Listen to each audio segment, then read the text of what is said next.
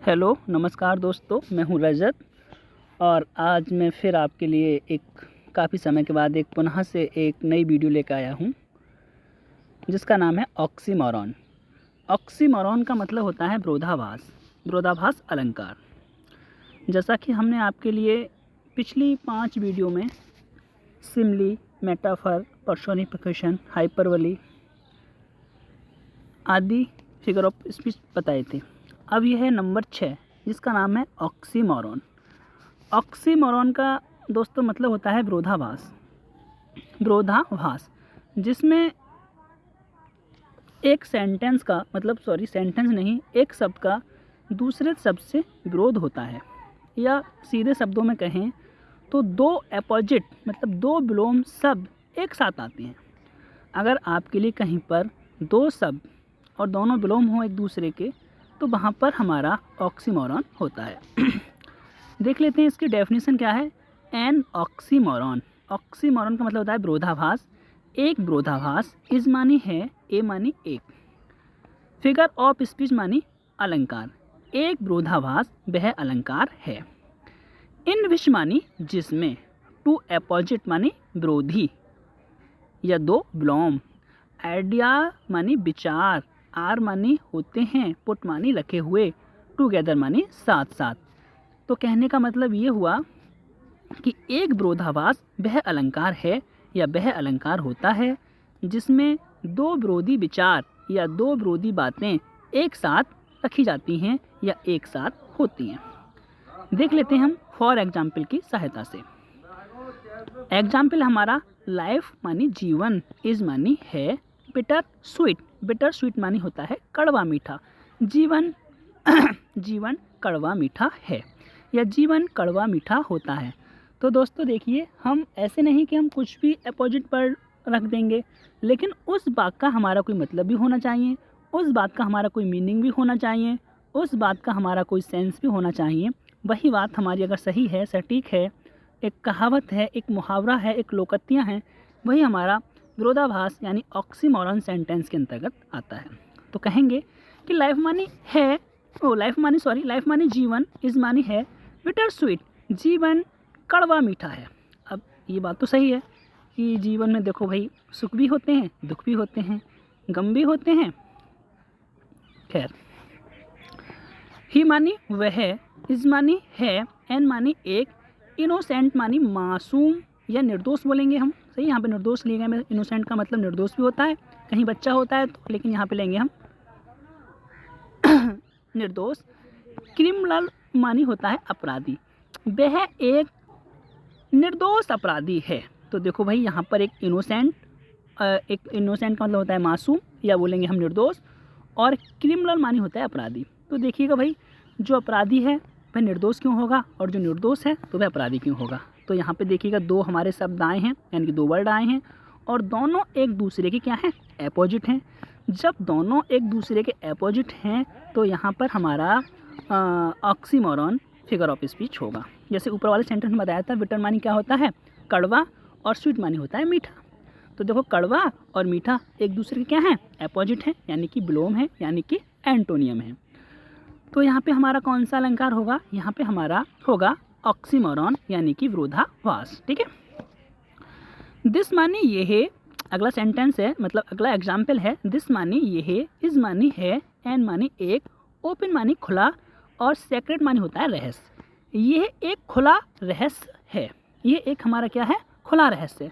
तो देखिएगा भाई, ओपन मानी होता है खुला हुआ, मतलब खुला हुआ का मतलब एक जो बात हर किसी के लिए पता है, या जो बात हर कोई जानता है। ठीक, और सेक्रेट मानी होता है रहस्य या राज, है ना। राज क्या होता है, जो किसी के लिए पता ना हो, तो वह क्या होता है हमारा, सीक्रेट मानी रहस्य या राज होता है। राज नहीं, राज। तो यह हमारा यह एक खुला रहस्य है। तो देखिएगा भाई, ओपन मानी खुला हुआ या मतलब सबको पता हो, और सेक्रेट मानी होता है रहस्य, जो किसी को ना पता हो। तो देखिएगा दोस्तों, यहाँ पर हमारे दो वर्ड आए हैं, एक ओपन आया है और एक हमारा सीक्रेट आया है ना। तो यहाँ पर ये दो वर्ड हैं, ओपन और ये हमारा सीक्रेट, ये दोनों क्या हैं, एक दूसरे के क्या हैं, अपोजिट हैं। तो हम कह सकते हैं कि यहाँ पर हमारा एक विरोधाभास अलंकार है, यानी होता है। सेंटेंस अपने आप में सही है। ठीक है, अगला एग्जाम्पल है हमारा एंड एक ये पोएम है हमारी इंटरमीडिएट की पोएम है, आई थिंक पहली ही पोएम है ये, तो उसका एक एग्जाम्पल है ये।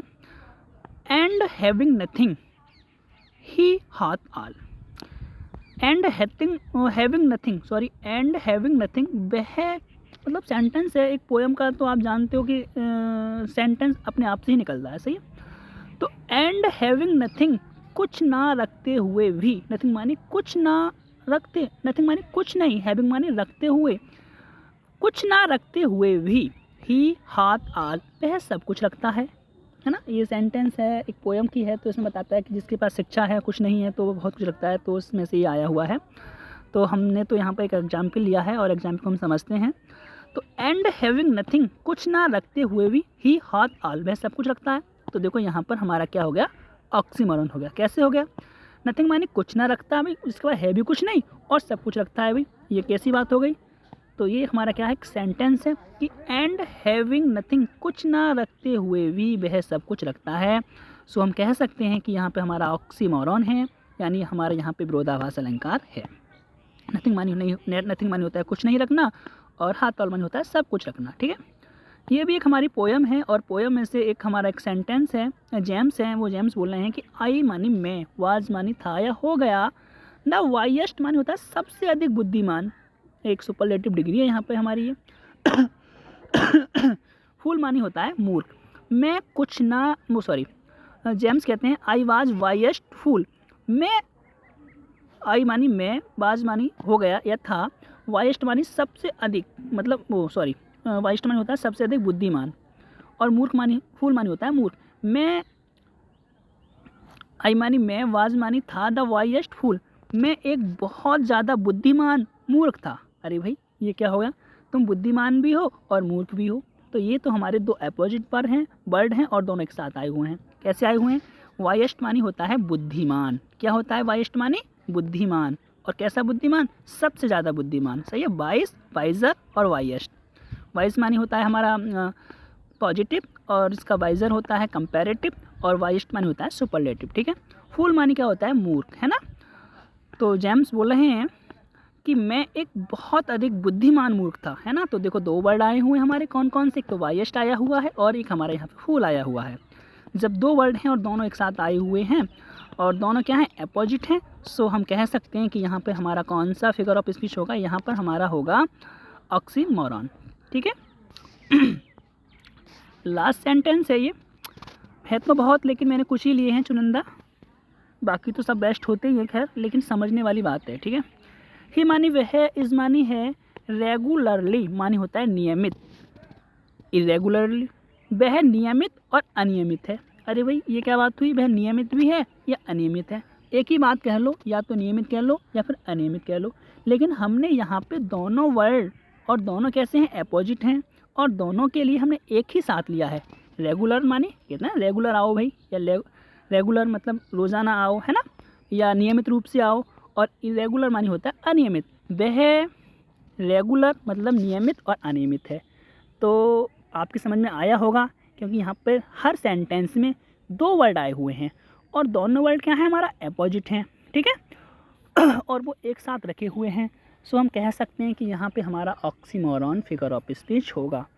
आशा करता हूँ दोस्तों ये वीडियो आपके लिए समझ में आई होगी अच्छे से। अगर कोई बात समझ में नहीं आई हो तो आप प्लीज़ कमेंट बॉक्स में कमेंट कर दीजिएगा और बता दीजिएगा कि हमें आपकी ये बात समझ में नहीं आई, तो मैं पुनः उस बात पर विचार करूँगा, आपके लिए समझाने की कोशिश करूँगा, ठीक है। तो ये तो होता है हमारा ऑक्सीमोरन, मतलब क्या होता है, विरोधाभास, ठीक है। जैसे कि एक सेंटेंस और भी होता है, ठीक है। एक सेंटेंस है कि ये नियम है कि आज से कोई नियम ही नहीं है। अरे भी नियम भी है और नियम में ये बताया जा रहा है कि कोई नियम नहीं है। तो यहाँ पर दो वर्ड होंगे और दोनों अपोजिट होंगे और दोनों का मतलब लगभग सही से ही निकलेगा और हमें बात भी समझ में आएगी। तो वहाँ पे हमारा ऑक्सीमोरन विरोधाभास मतलब ऑक्सीमोरन फिगर ऑफ स्पीच यानी कि विरोधाभास अलंकार होता है, ठीक है।